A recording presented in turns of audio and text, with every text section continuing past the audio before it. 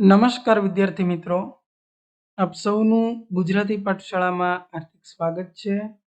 વિદ્યાર્થી મિત્રો, આજે આપણે ધોરણ 9 સ્વ અધ્યયન પોથી ભાગ નંબર 2 એમાં ગણિત વિષયમાં ચેપ્ટર નંબર 5 યુક્લિડની ભૂમિતિનો પરિચય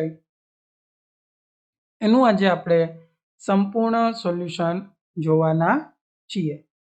વિદ્યાર્થી મિત્રો, વિભાગ એમાં નીચે આપેલા પ્રશ્નોના માગ્ય મુજબ ઉત્તર લખો. પહેલું, યુક્લિડના સ્વયંસિદ્ધ સત્યોમાંની યાદીમાં આપેલ સ્વયંસિદ્ધ સત્ય 5 ને એક સનાતન સત્ય કેમ માનવામાં આવે છે? તો કે આખું તેના ભાગ કરતા મોટું હોય આ સ્વયંસિદ્ધ સત્ય 5 છે. આ હકીકત છે એ કોઈ પણ વસ્તુ તથા દુનિયાના કોઈ પણ ભાગમાં સાચી છે, આથી એને સનાતન સત્ય માનવામાં આવે છે. બીજું, યુક્લિડની પાંચમી પૂર્વધારણા લખો.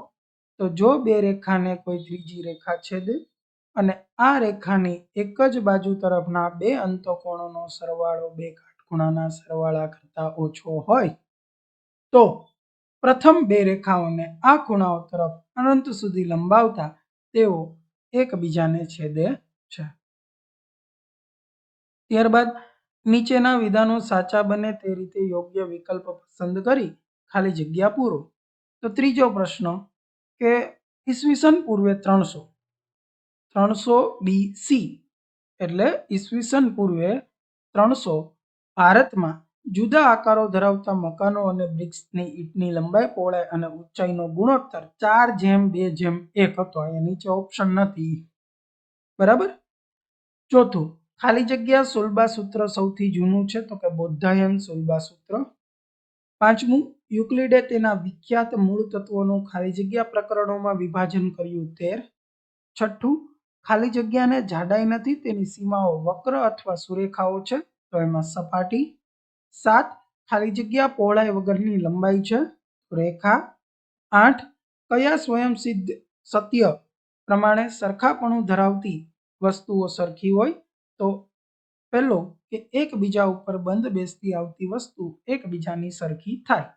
9મું, કયું સ્વયંસિદ્ધ સત્ય ના કરતા મોટું અને ના કરતા નાનાની વ્યાખ્યા આપે છે? તો કે ડી, આખું તેના ભાગ કરતા મોટું હોય. 10મું, યુક્લિડે ખાલી જગ્યા સિદ્ધાંતો તાર્કિક ક્રમમાં સ્વયંસિદ્ધ સત્યો પૂર્વધારણા તો કે 546. 11મું, નીચેનામાંથી કયા વિધાનો યુક્લિડની મુજબ પૂર્વધારણા નથી?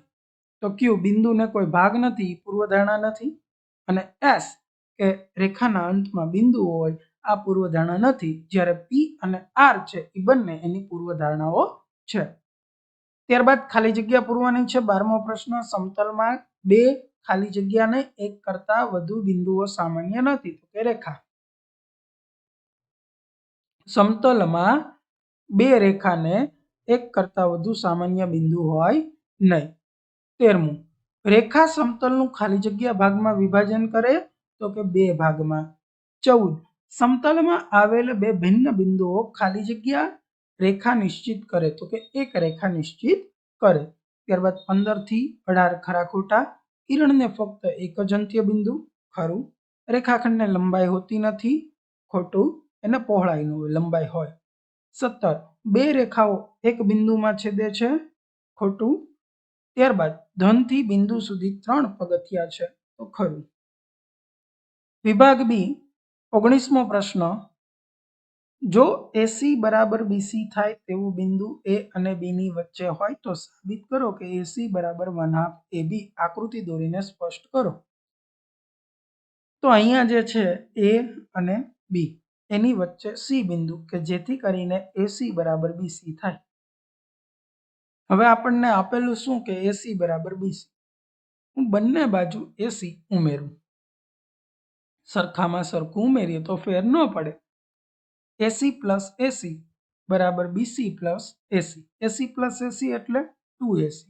બીસી પ્લસ એસી એટલે આ બીસી છે, એમાં એસી ઉમેરો એટલે એબી બંધ બેસતું થઈ ગયું એટલે અહીંયા એબી બંને બાજુ 1/3 વડે ગુણો તો 2 2 કેન્સલ, તો AC બરાબર 1/3 AB। 20મો પ્રશ્ન, જો AC બરાબર BC થાય તેવું બિંદુ A અને B ની વચ્ચે હોય તો બિંદુ C રેખાખંડ AB નું એક મધ્ય બિંદુ કહેવાય છે। સાબિત કરો કે દરેક રેખાખંડને એક અને માત્ર એક જ મધ્ય બિંદુ હોય।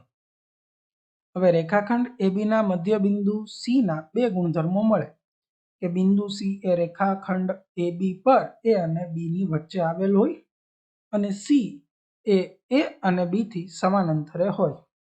હવે આપણે શક્ય હોય તો એક બિંદુ એવું ધારો કે બિંદુ D તથા બિંદુ C એ ભિન્ન બિંદુઓ છે અને D છે એ રેખાખંડ AB નું મધ્ય બિંદુ છે।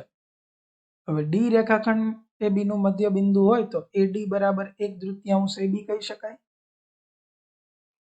હવે AC બરાબર પણ 1/3 AB છે તો AC અને AD બંને સરખા થાય।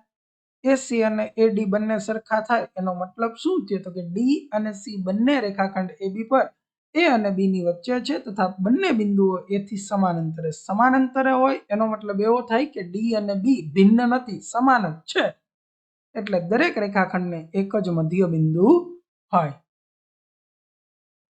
21મો પ્રશ્નમાં અહીંયા આકૃતિ આપેલી છે એમાં AC નું માપ અને BD નું માપ સમાન હોય તો AB બરાબર CD છે એમ સાબિત કરો। તો આ AC બરાબર BD, તો AC જે છે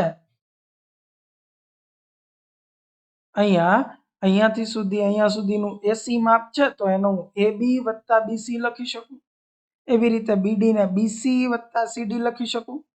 હવે બંને બાજુથી BC માઇનસ કરી દો તો અહીંયા આ બંને કેન્સલ થઈ જાય, અહીંયા બંને કેન્સલ થઈ જાય તો AB બરાબર CD।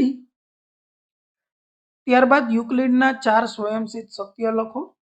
બરાબર 7 છે એમાંથી આપણને 4 જ પૂછેલા, આખું તેના ભાગ કરતા મોટું હોય, સરખામાંથી સરખું બાદ કરીએ તો બાદબાકી સરખી રહે, સરખી વસ્તુના બમણા એકબીજાને સમાન થાય, સરખી વસ્તુના અડધા એકબીજાને સમાન થાય, સરખામાં સરખું ઉમેરીએ તો સરવાળા સરખા રહે। વિભાગ સી માં પદોની વ્યાખ્યા આપવાની છે તો એમાં પહેલું સમાંતર રેખા, તો એક જ સમતલમાં આવેલી બે રેખાઓ પરસ્પર છેદે નહીં તો તેમને સમાંતર રેખાઓ કહેવાય। બીજું લંબ રેખાઓ, તો જે બે રેખાઓ પરસ્પર કાટખૂણે છેદે તો તેમને લંબ રેખાઓ કહેવાય। ત્રીજું રેખાખંડ, તો રેખાનો એવો ભાગ કે જેને રેખાખંડ કહે કે જેને બે અંત્ય બિંદુ હોય। ચોથી વર્તુળની ત્રિજ્યા, તો વર્તુળના કેન્દ્ર અને પરિઘ પરના કોઈ પણ બિંદુને જોડતા રેખાખંડને વર્તુળની ત્રિજ્યા કહેવાય। અને ચોરસ, કે જે ચતુષ્કોણની ચારેય બાજુ અને ચારેય ખૂણા એકરૂપ હોય તેવા ચતુષ્કોણને ચોરસ કહેવાય। તો વિદ્યાર્થી મિત્રો, અહીંયા આપણું ધોરણ 9 ગણિત વિષય ચેપ્ટર નંબર 5 યુક્લિડની ભૂમિતિનો પરિચય જે આપણને સ્વ અધ્યયન પોથીના ભાગ નંબર 2 ની અંદર આપેલું છે એનું સંપૂર્ણ સોલ્યુશન જે છે એ અહીંયા પૂર્ણ થાય છે। જો વિદ્યાર્થી મિત્રો તમને અમારો વિડીયો ગમ્યો હોય તો વિડીયોને લાઈક કરો, ચેનલને સબસ્ક્રાઈબ કરો અને બાજુમાં રહેલ બેલ આઇકોન જરૂરથી દબાવજો જેથી કરીને અમારા વિડીયોની નોટિફિકેશન આપ સુધી સૌથી પહેલા મળી રહે। Thank you for watching.